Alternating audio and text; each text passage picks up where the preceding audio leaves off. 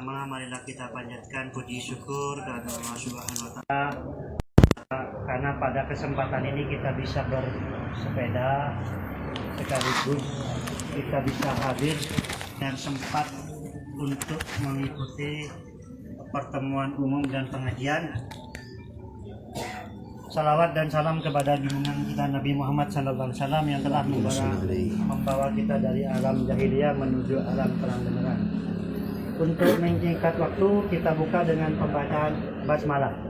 Bismillahirrahmanirrahim. Acara yang kedua yaitu tausiah yang akan disampaikan oleh Ustaz Abdus Syukur. Ustaz Abdus Syukur. Kami persilahkan.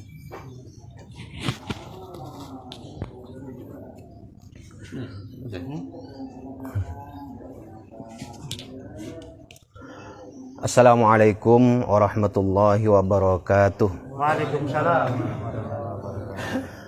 Innal hamdalillah nahmaduhu wa nasta'inuhu wa nastaghfiruh wa na'udzu billahi min syururi anfusina wa sayyiati a'malina. Fa innahu may yahdihillahu fala mudhillalah wa may yudlil fala hadiyalah. Asyhadu an la ilaha illallah wahdahu la syarikalah wa asyhadu anna Muhammadan abduhu wa rasuluh. Allahumma salli wa sallim ala nabiyyina Muhammadin wa ala alihi wa sahbihi wa man tabi'ahum bi ihsanin ila yaumiddin. Qala rabbi shrah li sadri wa yassir li amri wahlul 'uqdatam min lisani yafqahu qawli, amma ba'du. Yang sama-sama kita hormati tuan rumah Bapak Ghazali sekeluarga, yang saya hormati para bapak anggota SEPAN. Kenapa kepanjang nama? Sepeda Pancal. Sepeda Pancal yang mudah-mudahan selalu berada dalam lindungan Allah Subhanahu wa Ta'ala. Amin ya rabbal alamin. Alhamdulillah, segala puji bagi Allah atas segala karunia dan nikmatnya yang telah diberikan kepada kita. Di antaranya adalah nikmat kita bisa melaksanakan aktivitas kita sehari-hari, yang mana aktivitas kita sehari-hari bisa bernilai ibadah di sisi Allah Subhanahu wa Ta'ala. Kedua, salawat dan salam mudah-mudahan selalu tercurahkan kepada Nabi Muhammad sallallahu alaihi wasallam yang telah membimbing kita, telah mengajarkan kepada kita bagaimana cara menjaga kemurnian atau kesehatan hati kita, sekaligus juga mengajarkan kepada kita bagaimana cara menjaga kesehatan ragawi kita atau jasmani kita. Para bapak yang dimuliakan oleh Allah Subhanahu wa Ta'ala, sebenarnya di pertemuan kali ini ada dua tema yang saya sodorkan ke Pak Ghazali dan beliau Dr. Ghazali MM.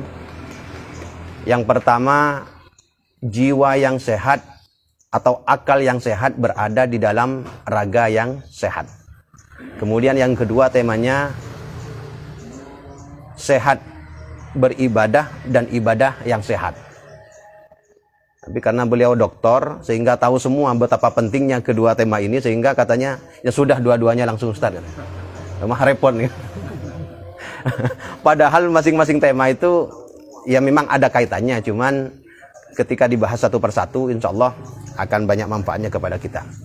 Yang pertama, ada pepatah Arab yang menyebutkan al-aqlus salim fil jismis salim. Al-aqlus salim fil jismis salim. Akal yang sehat, pikiran yang sehat, jiwa yang sehat, hati yang sehat berada di raga yang sehat. Ada di jiwa, ada di jasmani yang sehat. Dan kita lihat dalam kehidupan sehari-hari bahwa ternyata banyak orang yang sehat secara akal, secara pikiran, itu ternyata munculnya dari jiwa yang sehat, raga yang sehat. Hanya bapak-bapak ini alhamdulillah ketika ikut misalnya sepeda pancal, grup misalnya, ini walaupun 1 minggu sekali atau 1 bulan sekali, itu paling tidak menyehatkan tubuh kita. Karena memang dalam ajaran Islam kita diajarkan untuk menjaga kesehatan kita. Sebaliknya juga benar. Al-jismus salim fil aqlis salim. jiwa yang sehat, jiwa yang baik ada di akal yang sehat. Jadi bukan cuman akal yang sehat yang ada di dalam jiwa, di dalam raga yang sehat, tapi jasad yang sehat juga ada di dalam pikiran yang sehat. Karena ketika kita baca menurut kesehatan, ternyata faktor makanan hanya 20%. 80% yang menyebabkan kita sakit, manusia sakit itu karena pikiran. Nemu kacang misalnya, beda kacang. Ini paham ki mana biar? Beda saya dari coba. Percampur lagi. Asli mah tuh. Oke. Jadi ketika ada kacang misalnya, kita sudah tasawurnya pikiran kita, asam urat. Kita ikakan lek cabut asam urat kada. Pikiran. Tapi orang yang sehat biasanya tubuh itu akan bebas dari asam urat ketika bertemu dengan kacang, nggak mikirkan tentang asam urat. Kerepek misalnya, oh kolesterol. Kita ikakan lo kolesterol kada. Pikirnya lebih kada. Sate gule, ini darah tinggi, macam-macam. Nanti kita ngakan, bisa jadi kita sakit duluan. Kenapa? Karena pikiran. Oleh sebab itu kemudian kita dianjurkan pikiran itu harus sehat terlebih dahulu. Makanya ada seorang tokoh ulama, sekaligus ulama dari Bukhara yang sekarang masuk bagian Tajikistan itu, mengatakan, namanya Ibnu Sina, mengatakan ada 3 hal yang menjadi kunci kesehatan seseorang. Pertama, al-wahmu nisfudda. Al-wahmu nisfudda. Bahwa pikiran yang panik itu adalah separuh dari penyakit.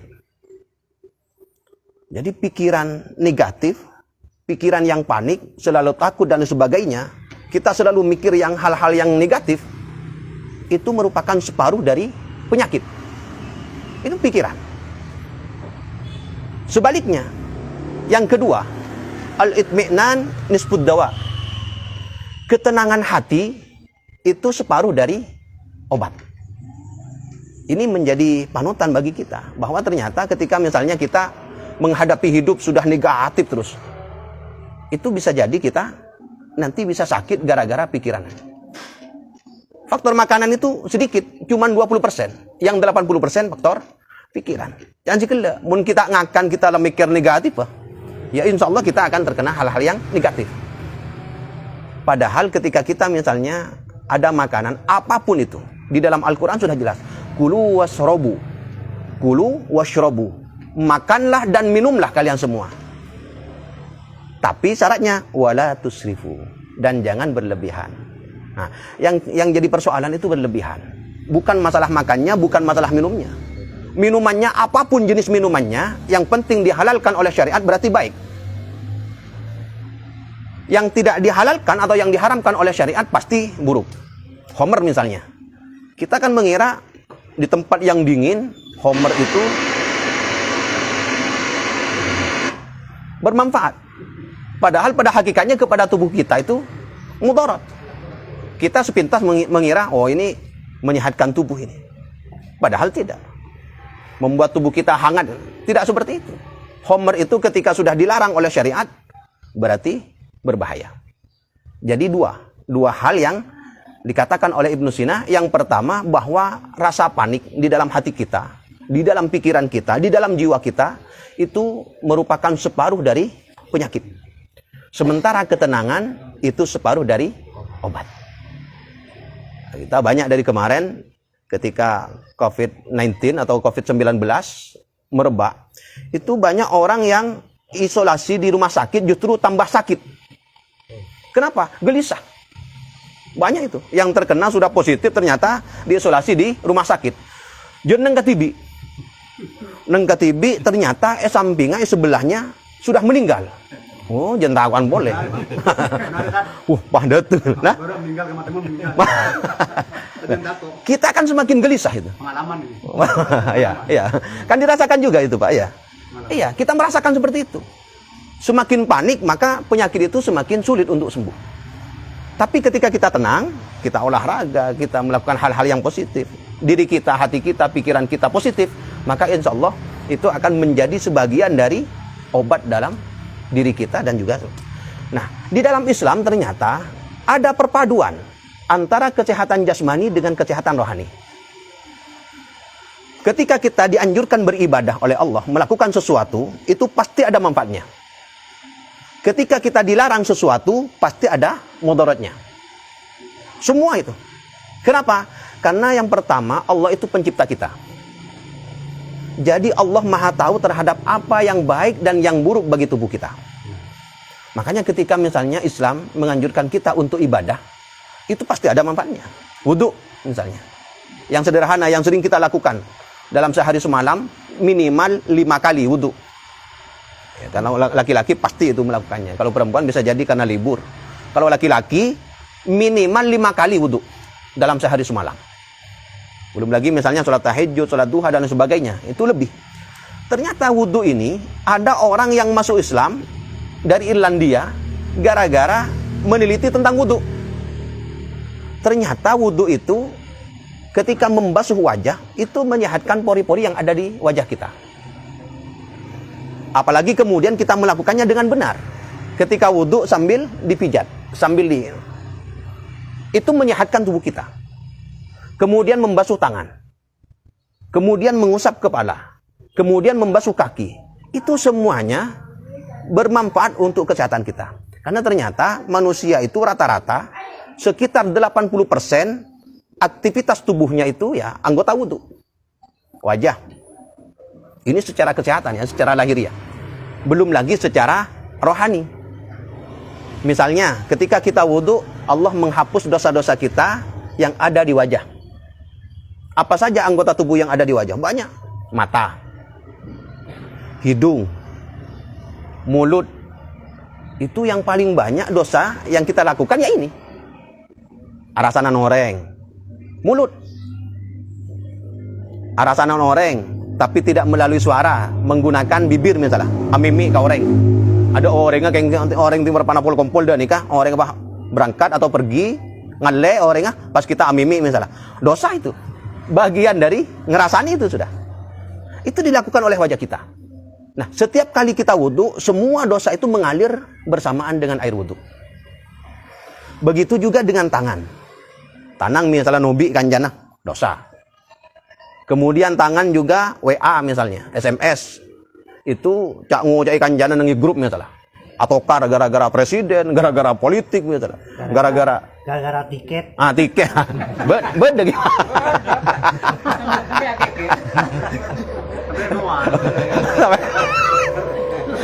Tak oning nih gue mesti rahasia kan nih. Yang jelas ada beberapa dosa yang dilakukan oleh anggota tubuh kita.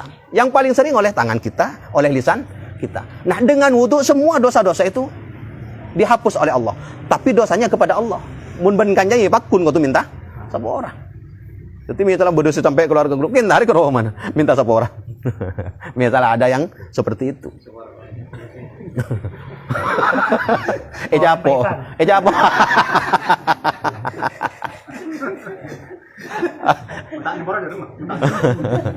Begitu juga dengan kita mengusap kepala. Ketika mengusap kepala itu dosa-dosa yang ada di kepala kita dihapus oleh Allah Subhanahu wa taala.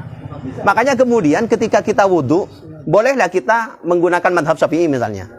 Ketika wudhu itu mengusap kepala, yang penting minimal 3 rambut misalnya. Atau ketika kita misalnya sudah nicis mau berangkat ke kantor, langsung menyentuh air, begini sudah selesai. Secara fikih sudah sah. Tapi ada madhab yang mengusap seluruh kepala, madhab Maliki dan madhab Hanafi. Itu ketika mengusap kepala, itu langsung begini, air kemudian ke belakang dan ke depan. Itu ternyata pori-pori yang ada di kepala kena semua.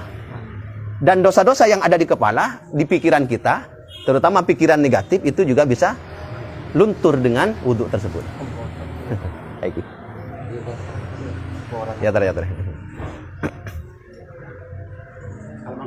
Begitu juga ketika kita membasuh kaki. Kita kemana-mana melakukan dosa itu ya karena kaki. Melangkah misalnya, ya naudzubillah wah bade sentar kah diskotik misalnya. Itu kan kaki. Maka kita hapuskan dengan banyak-banyak wudhu. Dan ternyata anggota tubuh kita yang digunakan untuk wudhu, yang harus dibasuh dan harus diusap di dalam wudhu, itu juga ternyata banyak saraf-saraf vital, saraf-saraf sensitif yang menjadi kunci dari tubuh kita. Contohnya kaki. Kaki itu kalau dalam ilmu akupuntur, itu sudah pusatnya dari segala saraf. Ya, makanya kita dianjurkan banyak-banyak jalan kaki. Banyak-banyak olahraga, lari dan sebagainya. Karena ternyata di sini juga, nah kalau sering dibasuh dengan air, saraf-saraf itu menjadi aktif. Jadi semua anggota tubuh kita, mulai dari wajah, ke tangan, kepala, kemudian ada yang telinga juga, sunnah, telinga, dan juga kaki, itu juga menyehatkan tubuh kita. Kenapa? Ya karena itu tadi, Allah yang menciptakan kita, sehingga ketika Allah memerintahkan sesuatu, pasti ada manfaatnya untuk kita. Sholat juga demikian. Ini wudhu. Ngaji juga sama. Orang yang membaca Al-Quran secara tidak langsung, dia latihan pernafasan. Kita kan kalau latihan pernafasan ada yang kursus yoga misalnya. Ambil nafas. Kalau baca Al-Quran tak usah yoga. Ketika kita baca Al-Quran dalam satu ayat itu jangan bernafas. Ketika baca Al-Quran jangan nafas. Alif lam mim itu jangan nafas. Nah, kalau kita sering baca Al-Quran di pagi hari atau setelah maghrib, setiap harinya seperti itu, ya insya Allah pernafasan kita menjadi teratur. Dan orang yang nafasnya teratur, hatinya juga tenang. Bukankah ketika orang sedang dalam keadaan panik atau dalam keadaan gelisah, itu nafasnya tersengal-sengal. Berarti hatinya tidak tenang. Makanya ketika kita baca Al-Quran, itu secara tidak langsung kita melatih pernafasan kita. Kalau jantung kita sehat, maka paru-paru kita juga sehat. Ketika baca Al-Quran, nggak boleh nafas. Dan huruf-huruf Al-Quran, yang huruf hijaiyah, itu semua kan firman Allah. Ketika disebutkan firman Allah, berarti setiap huruf hijaiyah, atau setiap bacaan, setiap huruf dalam Al-Quran, itu juga bisa menyehatkan lidah kita. Bukankah ada yang dipangkal ha di sini? Ha. Ketika menyebutkan ha itu di sini, di pangkal leher, bukan di dada. Bodoh sih. Bukan di dada, tapi di pangkal leher. Kemudian ada yang di tengah hurufnya, ada yang di ujung, ada yang di pangkal ini ya, di pangkal Angkem. Kenapa bahasan? Bukan tenggorokan. Kenapa? Lidah. Ada yang di atas, ada yang di bawah, ada yang di depan. Semuanya ada. Semua huruf hijaiyah itu ada di dalam mulut kita. Nah, ketika kita sudah terbiasa menyebutkan hal itu, maka kesehatan mulut kita menjadi baik. Ini secara kesehatan. Secara rohani misalnya. Secara teologi misalnya. Secara syariat. Ketika kita membaca ayat Al-Quran, man qara'a harfan min kitabillah falahu bihi hasan. Orang yang membaca satu huruf dari Al-Quran, maka dia akan mendapatkan satu kebaikan. Wal hasanatu bi asyri amsalihha. Dan satu kebaikan akan dibalas oleh Allah 10 kebaikan. Ketika kita di samping sehat secara jasmani, juga sehat secara rohani ketika melaksanakan ibadah. Begitu juga dengan sholat. Sholat itu ada mukjizat ilmiah gerakan sholat. Dari sejak takbiratul ihram seperti ini, dengan syarat harus benar seperti yang dilakukan oleh Rasulullah. Ketika begini, itu setidaknya ketiak kita bergerak atau bahu kita bergerak. Dan ternyata di sini ini ada saraf yang menuju ke paru-paru, ada yang menuju ke jantung. Makanya ketika ada orang kena penyakit jantung atau orang kena asma, itu ketika batuk misalnya, itu yang dipijat ini, pangkal ini, idulum nih. Maka ngulep yang keluarga kena asma, mulai capuk asma langsung ke atas tanah kemudian dipijat. Itu diantara kesehatan kita. Takbiratul ihram. Kemudian ketika kita ruku, itu ternyata ada otot yang nyambung di sini. Dan ini juga disehatkan kita. Dengan syarat rukunya harus benar. Karena kadang kita ada yang rukunya nekuk. Nah, mestinya lurus. Kakinya lurus, betisnya lurus dengan paha, kemudian dari ini juga. Nah, itu semua ternyata bagus untuk kesehatan kita. Kesehatan tubuh kita. Sujud juga demikian. Di dalam sholat, di antara yang bisa disehatkan dengan ibadah sholat adalah pandangan kita, mata kita. Ketika kita sholat, pandangan mata itu harus ke tempat sujud. Itu pandangan jarak jauh. Ketika ruku pun juga harus ketika sujud gak boleh kita memejamkan mata. Itu untuk melatih jarak pandangan kita dari jarak pendek. Kalau pendek kan kita gak ngelihat. Tapi harus tetap dilihat kita. Harus tetap melihat tidak boleh memejamkan mata ketika sujud. Jadi dari segi kesehatan, semua anggota tubuh kita ketika kita sholat atau melakukan ibadah, itu semua akan menjadi sehat. Sehat secara jasmani, juga sehat secara rohani. Jadi banyak keterkaitannya. Karena yang memerintahkan ibadah itu Allah, maka nah, ada yang sederhana sebenarnya untuk menjaga kesehatan tubuh kita dan juga untuk menjaga kesehatan batin kita. Tabassumuka.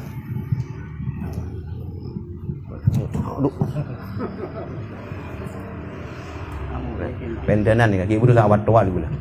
Dah ujang. Dari anda mah. Tidak ada video nak deki ni. Ulang. Nah, ada hadis Nabi yang sangat sederhana, tapi ternyata manfaatnya baik.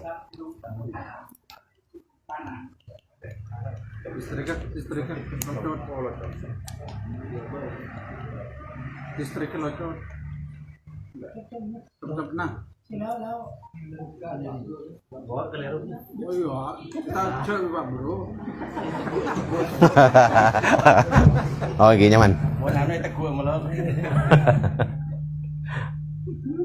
Eki. Saya. Ada hadis Nabi yang menyebutkan bahwa tabassumuka liwajhi abika laka sadaqah. Senyummu di wajah teman-temanmu, di wajah teman-teman kita, orang-orang sekitar kita, atau saudara-saudara seagama kita, laka sadaqah. Itu sama dengan sedekah. Jadi senyum kita bagi orang-orang di sekitar kita itu bernilai sedekah. Kita misalnya tadi besar, saya sedekah, ya ntar ke kanjana senyum. Atau beda saya bag meler nih. Kadang mah nengiadan kota amal masjid mancing senyum. Jadi anggap sedekah padahal karo senyum. Maksudnya apa? Ketika kita senyum itu artinya mengembirakan orang-orang di sekitar kita. Nah, mengembirakan saudara kita itu sama dengan sedekah sudah. Daripada kita merengut. Pun ketemu kanca merengut mulu. Ini merengut ki kancan. Makanya kita harus senyum. Nah, ketika senyum itu kalau Nabi bukan senyum bibir. Kita akan menganggapnya senyum itu bibir. Tidak. Nabi itu kalau senyum itu wajah. Senyum wajah. Artinya wajahnya berseri-seri. Jadi ketika ada orang melihat Nabi, itu langsung senyum. Karena melihat wajah Nabi itu sumringah. Wajahnya itu wajah baik. Makanya ada sahabat yang jauh-jauh ini datang dari tempat yang jauh hanya untuk melihat Rasulullah. Hanya untuk melihat wajah Rasulullah. Wajahnya berseri-seri sehingga orang yang melihat itu jadi aktif. Ada kadang orang yang wajahnya merengut mulu sehingga ketika kita ngabes curah apa jen sumpah katanya. Mententeng maturan olah jembok. Sepung ale. Ya jen marwat. Ngabesnya jen marwat. Nabi enggak. Nabi itu penuh dengan senyuman. Walaupun kadang beliau tidak senyum secara bibir tapi senyum secara dengan cara seperti apa? Wajahnya berseri-seri. Tatmu orang gembira. Ketika berbicara dengan orang yang diajak bicara itu gak mau pindah dari Nabi. Artinya tak rela dia itu meninggalkan Nabi. Kenapa? Dari saking senangnya. Sampai beda sahabat nikah yang khawatir nanti. Ya Rasulullah, kalau saya di dunia itu ingin melihat Anda ketika saya sedang kangen, sedang rindu, itu saya bisa datang. Tapi ketika nanti di akhirat, bagaimana ketika saya ingin bertemu denganmu? Sementara kalaupun saya masuk surga saya itu tidak akan sama dengan surgamu. Surgamu yang paling tinggi, sementara surga saya bisa jadi di bawah. Itu kalau masuk surga. Belum lagi kalau masuk neraka, pasti gak pernah ketemu. Kata Rasulullah, ya Sauban, wahai sahabat Sauban,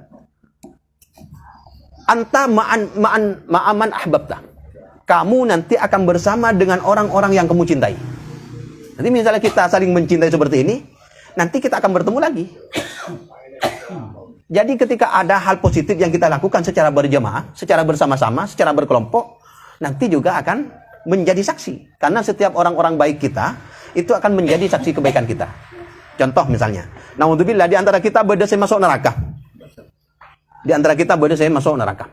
Kemudian bade kancana ternyata sering berkumpul dalam majelis ilmu. Pas ika bade, itu kan teman saya. Dia pernah ikut majelis taklim bersama saya. Itu bisa menjadi saksi kebaikan yang meringankan siksa dia atau bahkan bisa menyelamatkan dia dari api neraka. Kesaksian orang baik. Makanya ketika kita sholat dianjurkan pindah dari sholat wajib misalnya, sholat duhur di tempat ini. Maka ketika mau sholat sunnah, ba'diyah duhur, itu pindah ke belakang atau pindah ke samping. Dianjurkan. Apa tujuannya? Agar banyak bumi yang menyaksikan kebaikan kita. Agar banyak tanah yang menyaksikan bahwa kita pernah sujud di tempat ini. Apakah boleh Ustaz di tempat yang sama? Sholat wajibnya di sini, sholat sunnahnya juga di sini. Boleh. Berarti dia nanti akan bersaksi 2 kali. Bersaksi 2 kali. Tapi kalau kita pindah tempat, akan lebih banyak tanah yang menjadi saksi bahwa kita ahli sujud. Bahwa kita ahli sholat. Itu dalam anjuran agama. Sehingga setiap ibadah yang kita lakukan, apapun dampaknya kepada diri kita, pasti baik. Pasti baik.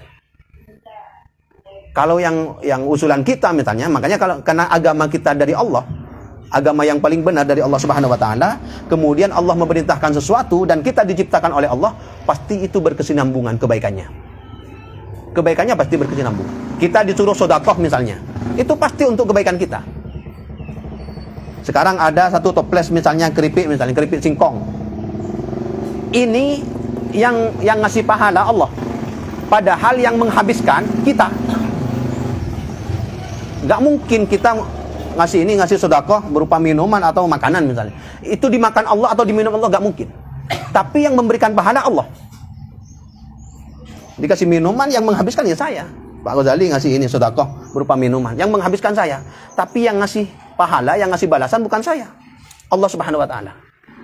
Ini betapa Allah itu Maha Rahman, Maha Rahim. Maka semua perintah Allah harus kita laksanakan, baik kita tahu hikmahnya atau tidak. Karena itu pasti menyimpan rahasia kebaikan untuk diri kita. Mudah-mudahan kita semua termasuk orang yang selalu sehat jiwa kita, sehat rohani kita, sehat jasmani kita, sehat jasad kita, dengan cara ya selalu berpikiran positif dan selalu melakukan kebaikan sebagaimana yang diperintahkan oleh Allah Subhanahu wa taala. Ini ada pertanyaan apa? Eki, pelami ada pertanyaan ngereng ya tadi. Assalamualaikum warahmatullahi wabarakatuh. Waalaikumsalam. Mun sudah datang di Budi atanya, sudah datang ada kemarin kota tanya gini nih. Enggak. Ini karena fenomena kadang-kadang ketika sholat Jumat banyak orang tidak paham. Artinya ketika kita kan harus mendengarkan dan diam. Namun kadang-kadang orang kibul depa asalaman. Bagaimana sikap saya atau kita ini untuk mensikapi hal salaman ini? Orang yang tulit bela tak oleh pahalana. Lah itulah yang pertanyaan singkat baik. Pertanyaan singkat tapi jawabnya berani. Jadi ketika kita sholat Jumat itu rentetan dari sejak imam khutbah kemudian sampai sholat, itu semua rentetan wajib. Maka mendengarkan khutbah juga wajib. Bukan hanya bersalaman yang tidak boleh, bukan hanya menegur orang lain tidak boleh, tidur pun mestinya juga tidak boleh tidur. Tapi kita banyak yang tidur. Nah, kewajibannya nggak sampai saklek sehingga kemudian ketika orang menerima jabat tangan orang lain itu kemudian tidak sah Jumatnya, bukan. Tapi dia tidak melakukan kebaikan. Artinya dia melakukan hal yang dimakruhkan di dalam ibadah Jumat. Nah, seperti begini. Tentang sholat tahiyatul masjid. Sholat tahiyatul masjid itu hukumnya sunnah. Mendengarkan khutbah hukumnya wajib. Tapi suatu saat Rasulullah sedang berkhutbah.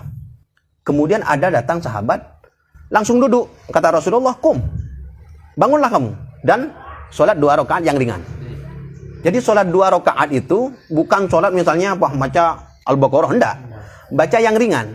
Yang ringan itu seperti rakaat pertama membaca Al-Kafirun, rakaat kedua membaca Al-Ikhlas misalnya, atau baca surah-surah pendek yang lain.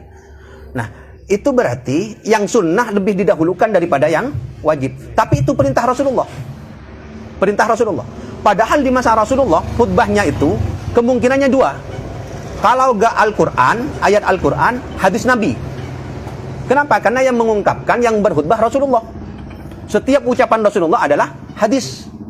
Sementara kita itu kan enggak. Yang sekarang kan macam-macam.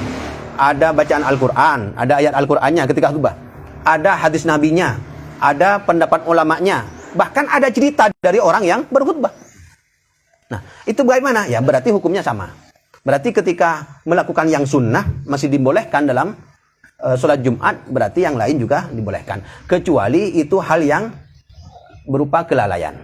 Makanya walaupun kita salaman, itu bisa jadi termasuk hal yang tidak dianjurkan di dalam, tapi tidak sampai membatalkan kewajiban atau hukum dari sholat Jumat kita. Iki. Baik. Lanjut. Iki. Assalamualaikum warahmatullahi wabarakatuh. Waalaikumsalam. Menyimak tadi yang sampaikan Ustadz bahwa sesuai tema hari ini, tema tausiah kita adalah sehat jasmani rohaninya. Iki. Ini Ustadz, ini kasus saja ya, contoh kasus. Tadi sudah disampaikan, mengutip dari sampaikan Ustadz bahwa pernyataan Ibnu Sina menyatakan rasa panik atau takut atau sedih dan lain-lain adalah separuh dari penyakitnya. Saya pun kebetulan punya teman Pak Ustadz, badannya bagus, tegak gitu ya, tapi hatinya berpenyakit, punya rasa takut. Mungkin badannya tegap, sehat gitu, secara fisik tegak, sehat. Namun secara rohani, mungkin menurut saya dia punya penyakit takwaan. Takwa terutama memberi mati anyar, meninggal ataupun lewat kuburan segala macam.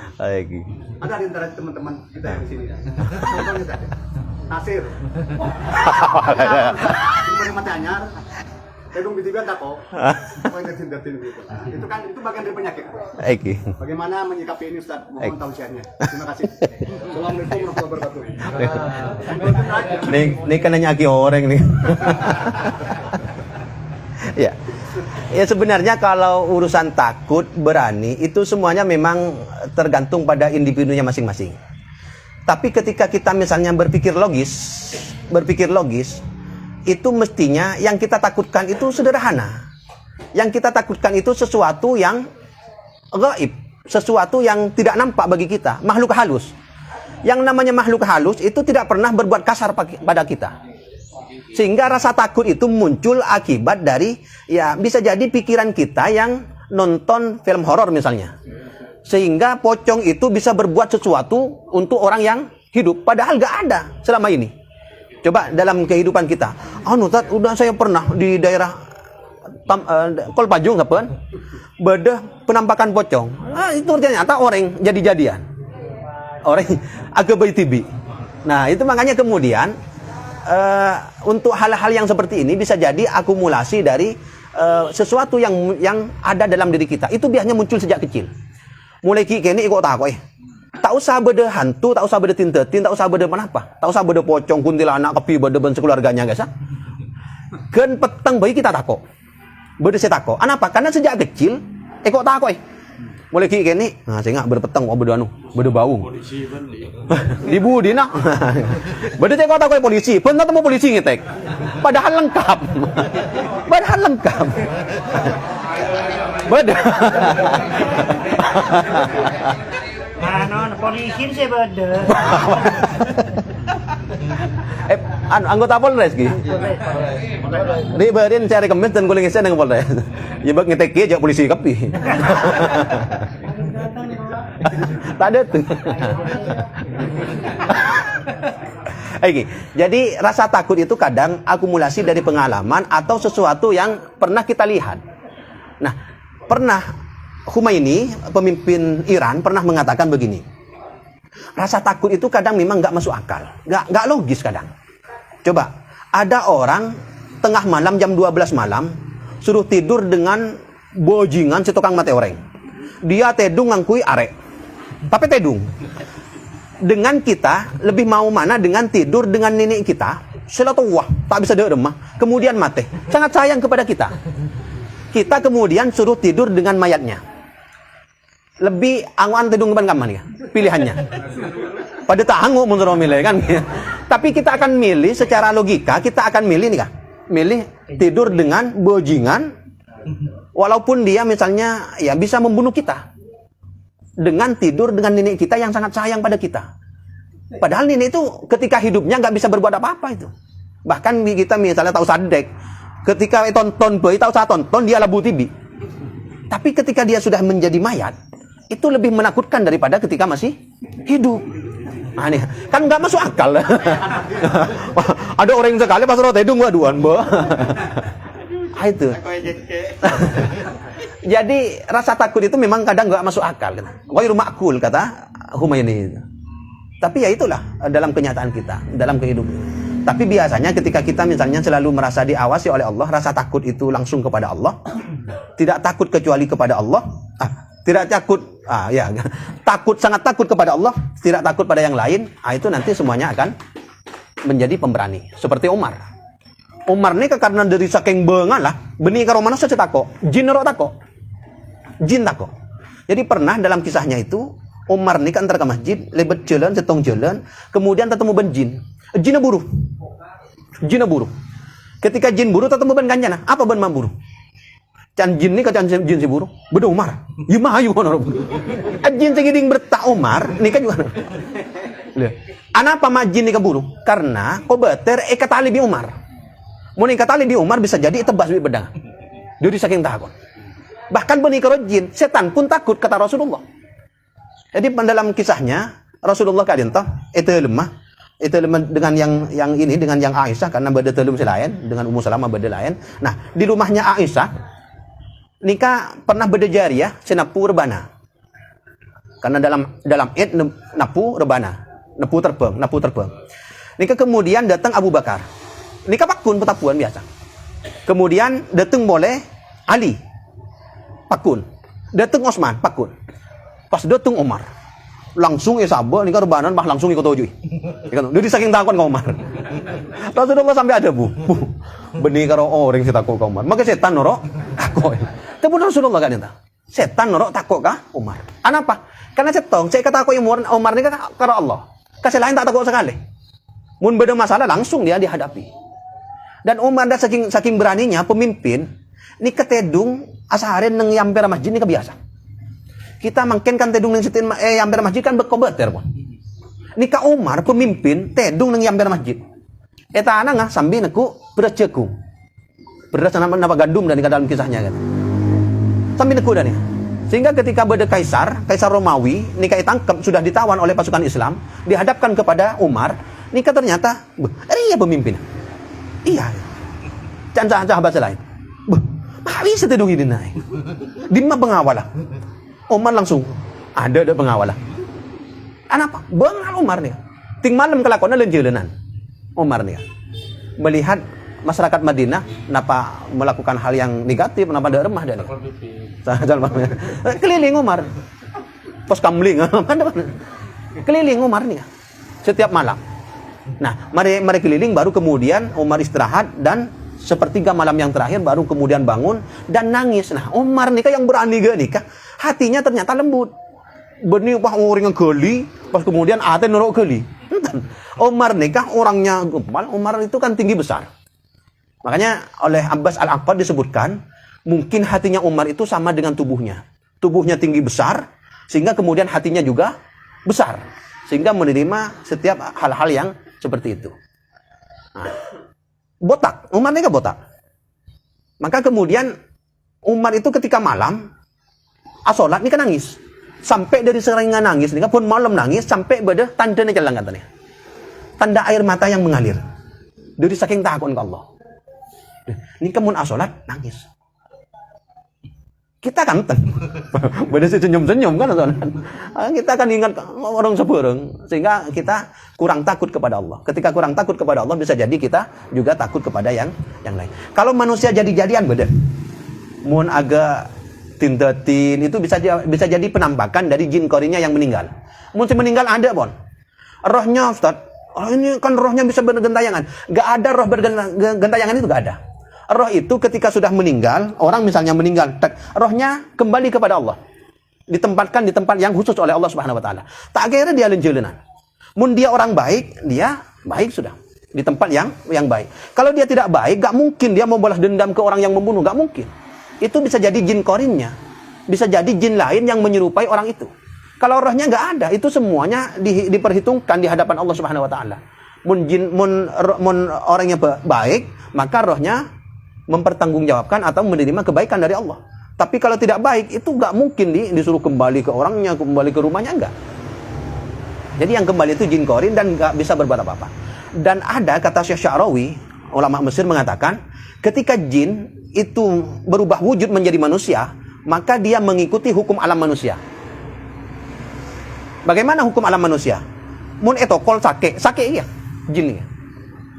Ketika misalnya ada jin kena cebok lempar misalnya, sampat misalnya, itu sake iya. Penyongku guys. Kenapa? Karena dia sudah pindah dari alam jin ke alam manusia, maka dia mengikuti alam manusia.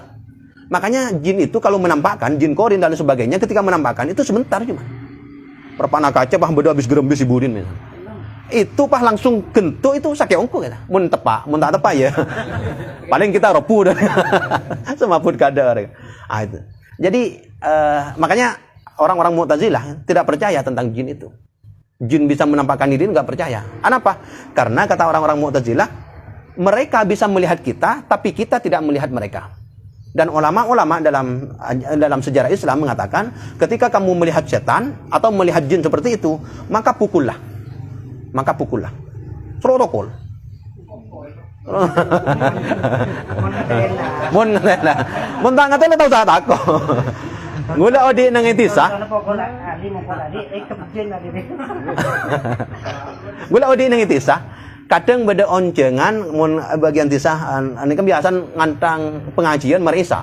Dateng depak ke rumah kadang setengah 12. Nikah kadang mun bau kayak saja biasa pun. Beda bau om tempat nikah om. Depak kaju adaan boleh abu batang biasa. Keng ya karena letak tako. Karena mun bulun kolek aja ke berarti makin tak tako berarti beda jin. Di antara tanda-tandanya nih. Ya langsung ngebala. Senga jak mak keluar marin toko lah. Udah nikah biasa nelang bau kan. Apa entah ke TV? Bocor dah orang lain. Wah, apa entah ke TV? Karena memang untuk menghilangkan rasa takut.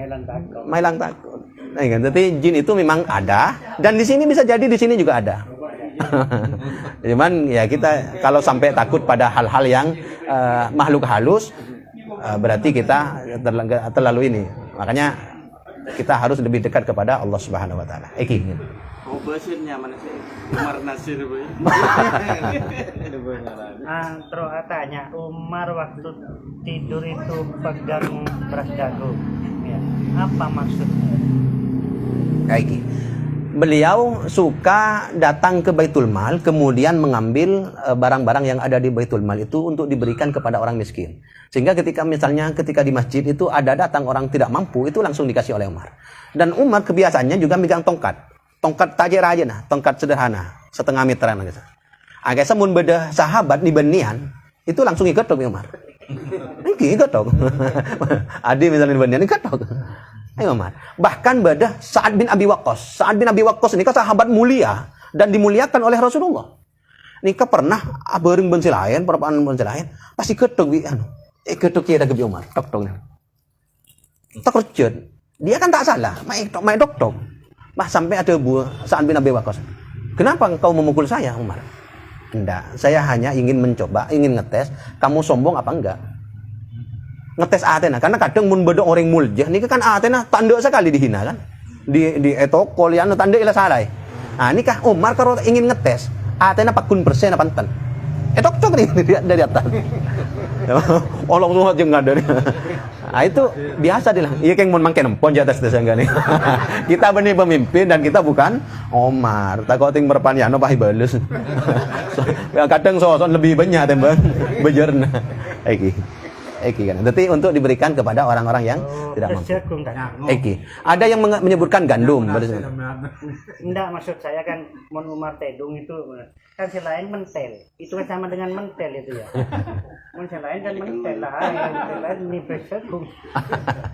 Enggak, artinya itu untuk persediaan ketika ada orang yang belum. Bahkan Umar ketika bertemu dengan orang sholat, ini kan Umar kadang nang masjid kan. Wah bodong orang sholat nyukel. Dok ya Umar.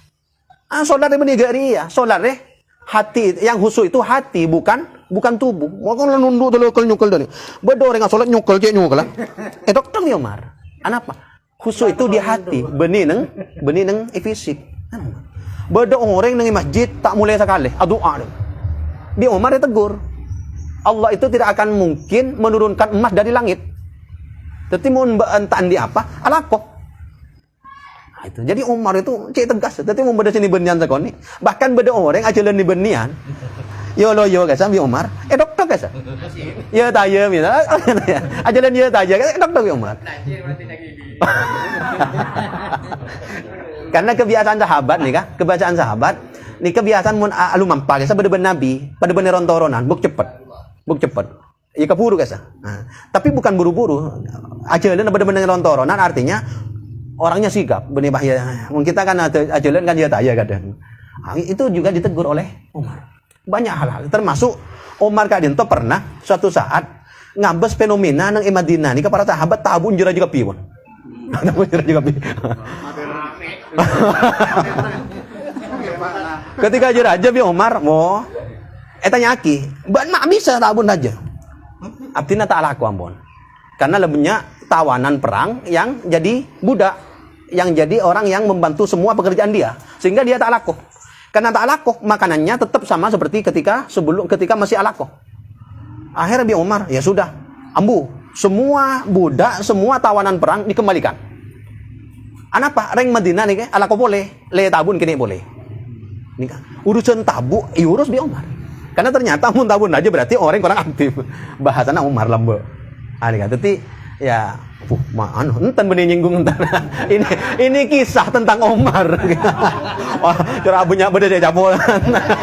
Magung singgungan Ustaz benten. Ini kan menyebutkan bahwa Umar saking tegasnya sampai seperti itu. Kayak gini. Benten kan olahraga kapin, insyaallah sehat, makin tabun aja sehat. Ah itu, Eki. Ya tareh ulam itu selesai. Keng. Eki. Mas Agus, tanya.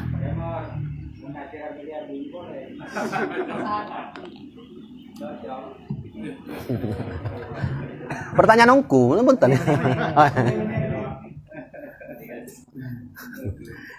Karena mau dengan bini boleh, ini kan beda dua kemungkinannya, John Rawat atau John Pinar. Mun tak lo pada John Pinar, John Rawat. Karena bakat nih kah. Gue lebih tak bakat, sehingga tak bengal. Beni takut, yang dia remah dah ni.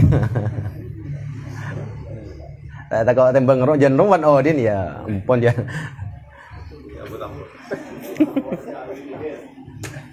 Cetong tak ngambing.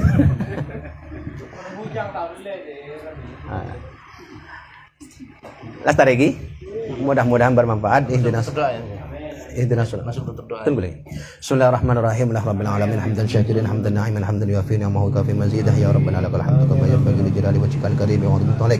Allahumma shalli 'ala sayyidina Muhammadin al-fatih lima uliqa wal khatim lima sabaqa nasrul haqqi wal haqqi wal hadina siratal mustaqim wa 'ala alihi qadri wa miqdarin 'azim. Allahumma arzuqna qalban khashi'a wa qalban aqula wa qalban dhakiyya wa lisanan sa'ula. Allahumma arzuqna rizqan wasi'an halalan thayyiban mubarakan wa shifaa'an min kulli da'in wa saqamin wa amalan mutaqabbala. Allahumma arzuqna hajj baitikal haram. Allahumma arzuqna ziyarata baitikal haram maratib ba'da marat. Allahumma inna na'udzu bika min jahdil bala wa darkis syaqa wa su'il qada wa syamatatil a'da. Allahumma inna na'udzu bika min ilmin la yanfa'u min qalbin la yakhsha min nafsin la tashba'u min dawtin la tanfa'u. Rabbana dhalamna anfusana wa in lam taghfir lana wa tarhamna lanakunanna minal khasirin. Rabbana atina fid dunya hasanah wa fil akhirati hasanah wa qina adzabannar. Wa sallallahu ala nabiyyina Muhammadin wa ala alihi wa sahbihi wasallam.